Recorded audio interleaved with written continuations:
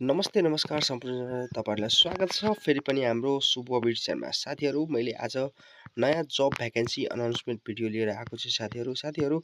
मिथिला लघु वित्तीय संस्थाले आफ्नो विभिन्न शाखाहरुको लागि चाहिँ ठूलो संख्यामा चाहिँ विज्ञापन खुलाएको छ। तपाईहरु यदि 20 देखि 25,000 देखि लिएर 35,000 सम्मको तलबको जागिर र बैंक तथा वित्तीय संस्थाहरुमा चाहिँ काम गर्न इच्छुक हुनुहुन्छ भने यो भिडियो अन्तिमसम्म हेर्नु होला साथीहरु। यहाँ हेर्न सक्नुहुन्छ तपाईहरुले मिथिला लघु वित्तले कर्मचारी आवश्यकता सम्बन्धी सूचना प्रकाशित गरेछ। प्रथम पटक प्रकाशित मिति 2082 साल 11 महिना 27 गते बुधबारको दिन रहेको छ। मिथिला लघु वित्तीय संस्था लिमिटेड मध्य प्रदेश कार्यक्षेत्र भई मिथिला नगरपालिका वडा नम्बर 6 ढल्केवर धनुषामा केन्द्रीय कार्यालय रहेको नेपाल राष्ट्रिय बैंकबाट घ इजाजत प्राप्त लघु वित्तीय संस्था लिमिटेड अन्तर्गतका विभिन्न शाखा कार्यालयहरूका लागि चाहिँ देहाय बमोजिमको पदपूर्ति कर्मचारीहरूको आवश्यकता भएकोले तपसिल बमोजिमको योग्यता तथा अनुभव भएका इच्छुक नेपाली नागरिकबाट चाहिँ प्रथम पटक प्रकाशित मिति भएको 15 दिनभित्र चाहिँ आफ्नो तथा 15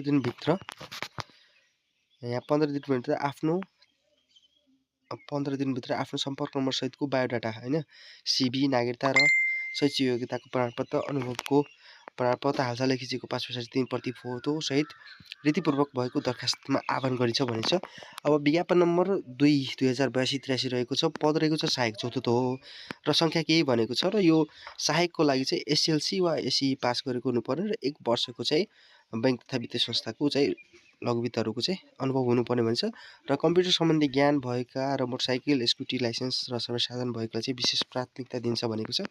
त्यसैगरी अर्को रहेको विज्ञापन नम्बर 3/2082-83 पद रहेको छ कनिष्ठ सहायक श्रेणी हो। तेस्रो तहको लागि चाहिँ 20 जनाको माग गरेको छ र यो कनिष्ठ सहायकको लागि चाहिँ शैक्षिक योग्यता कुरा गर्दाखेरि एसएलसी वा एसई वा सोसर उत्तीर्ण हुनुपर्ने र मोटरसाइकल स्कुटी लाइसेन्स छ वा सर्वसाधारणको छ भने विशेष प्राथमिकता दिइहाल्छ र उमेरको हदको कुरा गर्दा चाहिँ 18 वर्ष पुरा भई 35 वर्ष नआएको र महिला हकमा चाहिँ 5 वर्ष थप हुनेछ भनिन्छ। परीक्षाको किसिम चाहिँ लिखित फिल्ड अवधारणा कम्प्युटर सम्बन्धी प्रयोगात्मक परीक्षा र अन्तर्वार्ता हुन्छ भनेको छ। सेवाको किसिम चाहिँ स्थायी नै हो यो र सेवा शर्त सुविधाहरू चाहिँ वित्तीय संस्थाको नियममा अनुसार हुनेछ भनिन्छ। उपरोक्त विज्ञापनबाट लिखित फिल्ड अवधारणा कम्प्युटर सम्बन्धी प्रयोगात्मक र अन्तर्वार्ता परीक्षा समावेश भई सफल भएका उम्मेदवारहरूमध्ये न्यूनतम 1 वर्ष समान प्रवृत्तिको बैंक तथा वित्तीय संस्थामा अनुभव भएको उम्मेदवारलाई चाहिँ वित्तीय संस्थाको कर्मचारी सेवा विनियमावली अनुसार परीक्षण कालमा नियुक्त गरिन्छ भनेको छ र उल्लेखित अनुभव भएको उम्मेदवारलाई 6 महिनाको सेवापूर्वक प्रशिक्षणमा राखिनेछ भनिन्छ। प्रशिक्षण अवधिभर प्रशिक्षण भत्ता बाहेक अन्य कुनै सुविधा चाहिँ उपलब्ध गराइने छैन भनेको छ र सेवापूर्वक परीक्षण कालमा सफल भएका उम्मेदवारलाई चाहिँ मात्र यस वित्तीय संस्थाको परीक्षण कालमा नियुक्त गरिन्छ भनेको छ।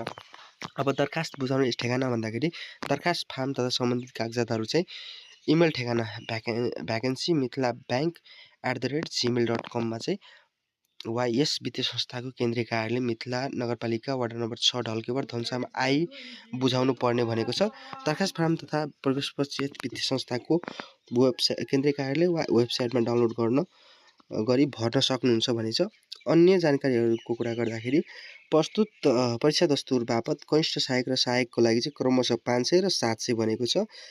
वित्तीय संस्थाको नाममा रहेको माछापुच्छ्रे बैंक ढल्केवर शाखाको खाता नम्बर यति रहेको छ हैन। खाता नम्बर यहाँ हेर्न सक्नुहुन्छ मा रहेको नगद जम्मा गरिएको रसिद वा भोचर निवेदन साथ सङ्कलन गर्नुपर्ने हुन्छ भनेको छ।